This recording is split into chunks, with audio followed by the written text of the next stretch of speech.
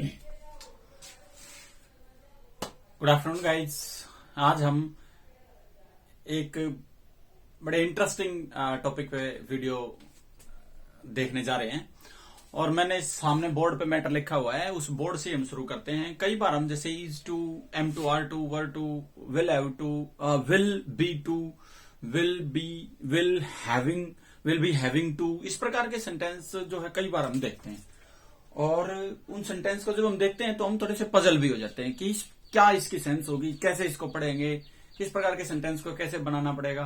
तो आइए आज हम उस प्रकार के सब सेंटेंसेस को बड़ी आसानी से और बहुत ही विश्वास के साथ समझेंगे। उसके बाद हम इस प्रकार के सेंटेंसेस में कभी कंफ्यूज नहीं होंगे। हाँ, ये पहला सेंटेंस देखिए, ये सामने जो है मैंने बोर्ड पे, ये इधर देखिए एक बार, मैंने प्रेजेंट, पास्ट और फ्यूचर, इस हिसाब से हमने इसको हम समझेंगे, इस टेबल को, कि अच्छे से समझ आ जाए। एक चीज एक खास ध्यान रखिए, यदि हम इस प्रकार के सेंटेंसेस की फॉर्मेशन समझ लेते हैं, यदि इस प्रकार के सेंटेंस का स्ट्रक्चर समझ लेते हैं, तो उसके बाद हमें कभी भी समस्या नहीं आएगी।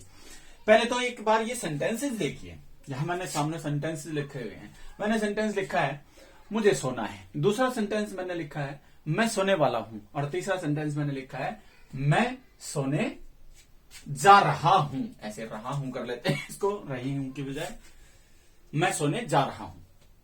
ये तीनों सेंटेंसेस की ही एक ही इंग्लिश होगी, I am to sleep, I am to sleep.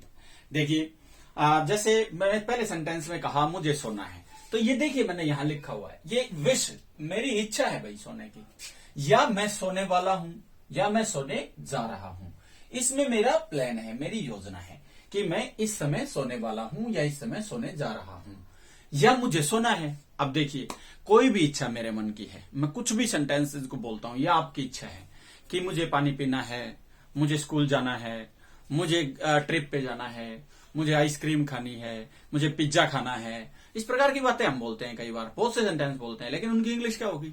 उनकी इंग्लिश होगी I am to eat pizza, I am to take ice cream, I am to go Goa, मुझे गोवा जाना है, मुझे ये करना है, इस प्रकार के अंदर की इच्छा। या हम इसको ये कह सकते हैं कि हमारा कोई प्लान है, मैं इस प्रोजेक्ट पे काम करने जा रहा हूं। तो सेंटेंस क्या बनेगा? I am to work on this project, I am to do this thing, तो ये मैं ये करने जा रहा हूं। या ये इस प्रकार का सेंटेंस, इसमें इज एम आर, इसमें +2 हम लगाते हैं, इज टू लगाते हैं, एम टू लगाते हैं, आर टू लगाते हैं। तो इन सेंटेंसेस का कहां प्रयोग होता है? जब हम अपने मन की इच्छा बताएं या हम अपना प्लान बताएं। अब जैसे हमने इसमें प्लान बताया हुआ है, मैंने इस सेंटेंस में प्लान बताया हुआ, मैं सोने वाला हूं, मैं सोने जा रहा हूं। अब ये तीसरा जो सेंटेंस है, ये दो प्रकार से बन सकता है। ये भी ठीक है, आई एम टू स्लीप, मैं सोने जा रहा हूं, सेंटेंस ठीक है।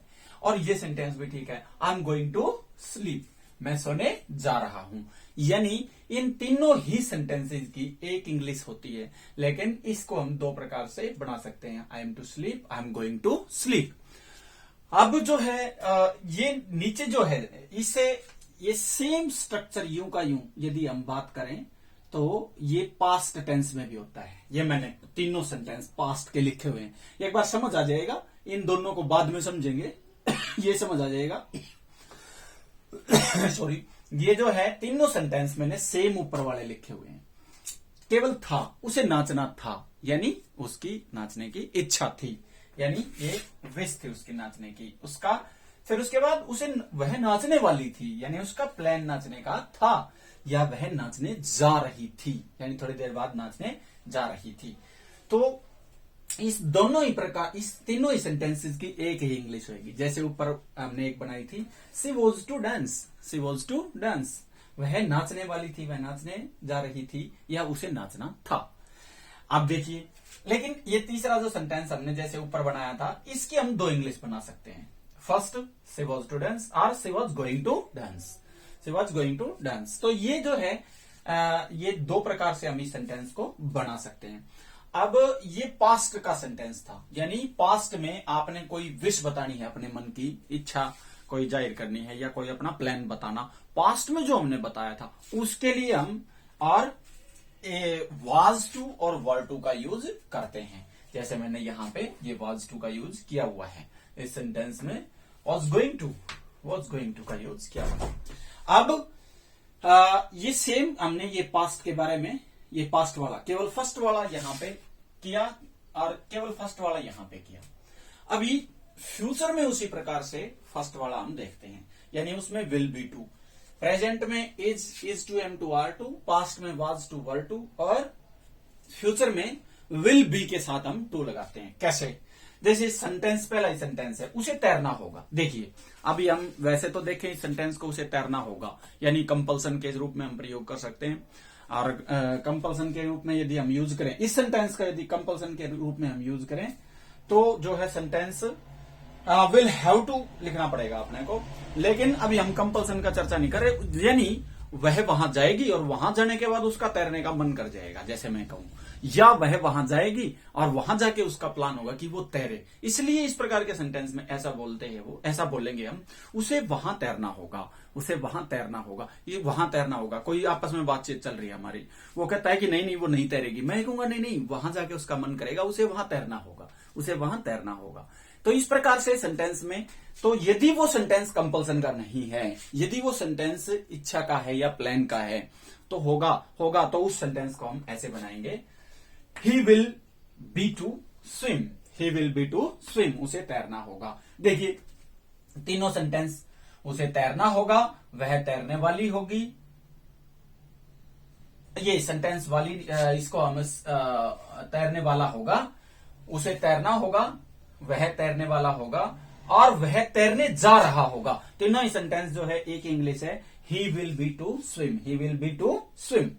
और ये जो तीसरा सेंटेंस जैसे हमने यहां पे किया था, जैसे हमने यहां पे किया था, इसकी इंग्लिश ये भी हो सकती है, he will be going to swim, he will be going to swim.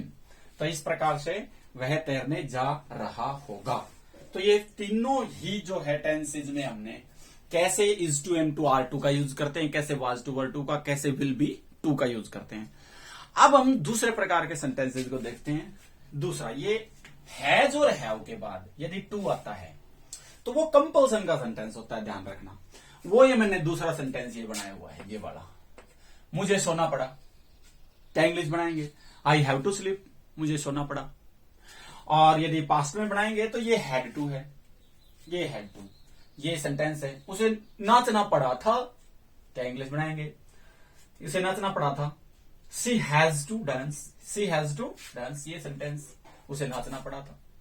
और यदि सेंटेंस फ्यूचर में है, उसे तैरना पड़ेगा, उसे तैरना पड़ेगा, तो ये बनाएंगे, क्या बनाएंगे, ये इसकी इंग्लिश में यहां लिख देता हूं ऊपर इधर, तो उसे तैरना पड़ेगा, he will have to swim, यानी उसे तैरना पड़ेगा, पड़ेगा, ध्यान रखना, तैरना, वह तैरेगा और तैरना पड़ेगा, इसमें अंतर है। तैरेगा फ्यूचर इंडेफिनिट टेंस, तैरना पड़ेगा फ्यूचर में उसकी कंपल्सन। अब मैंने एक प्रकार के सेंटेंस और लिख रखे हैं, आप इसको और समझिए थोड़ा सा गौर से। इस प्रकार के सेंटेंसेस तो आप आसानी से आपने पढ़े भी होंगे, लेकिन कई बार हैविंग टू का यूज होता है। जैसे सेंटेंस में ये हैविंग टू है, जैसे मैंने सेंटेंस लिखा, मुझे सोना पड़ रहा है, मुझे सोना पड़ रहा, देखिए सेंस दोनों की एक है, मुझे सोना पड़ा, मुझे सोना पड़ रहा है या पड़ा, बात एक है। लेकिन यहां देखिए एक बार, उसे नाचना पड़ा था यानी एक बार, उसे नाचना पड़ रहा था या कंटिन्यू उस समय नाचना पड़ रहा था, या तो ये सिचुएशन होगी, या ये होगा कि उसे उस समय नाचना पड़ा या पड़ रहा था, एक बार भी हो सकता है। दोनों ही सेंस एक जैसी हैं, लेकिन यहां पे रहा है और पढ़ रहा था और पढ़ रहा होगा, यानी रहा, इस प्रकार का सेंटेंस है, वो है कंपल्सन का ही, लेकिन आप टेंस के अकॉर्डिंग वहां पर हम क्या यूज करेंगे, इस टेंस में हम रहा है तो हम यूज करेंगे I am having to sleep. इस रहा के कारण हमने यहां पे हैविंग, देखिए कंपल्सन के लिए हम यहां हैव यूज कर रहे हैं, लेकिन यहां पे रहा है ऐसा है तो हम आईएनजी का भी यूज करेंगे। कंटिन्यूटी की भी सिचुएशन को हम शो करना पड़ेगा।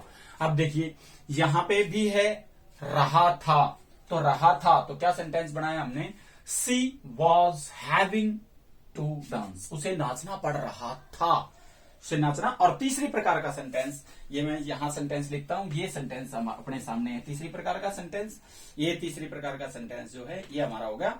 और तीसरी प्रकार का सेंटेंस हमने कर लिया, क्या उसे तैरना पड़ रहा होगा। क्या इंग्लिश बनाएंगे, he will be having to swim. अब ये देखिए, अभी यदि कंप्लीट स्ट्रक्चर को देखें तो this is very simple and very systematic way. It is not a difficult या it is not a confusing thing. यदि हम इसको ध्यान से समझेंगे तो एक एक चीज अलग अलग हमारे को समझाई हुई है। देखिए, ये देखो, इस प्रकार से ये मैंने आपके सामने ये लिखा हुआ है कुछ ना है, पढ़ा, पढ़ रहा है। इस प्रकार से ये आपके लास्ट में सेंटेंस में मिलते हैं वाला हूं। तो इस स्ट्रक्चर को आप ध्यान से समझिए, इस वीडियो को बार बार देखिए, आपको श्योर जो है समझ में आएगा और आप किसी भी सेंटेंस को कहीं पे भी उसकी सेंस को समझ पाएंगे। Thanks very much.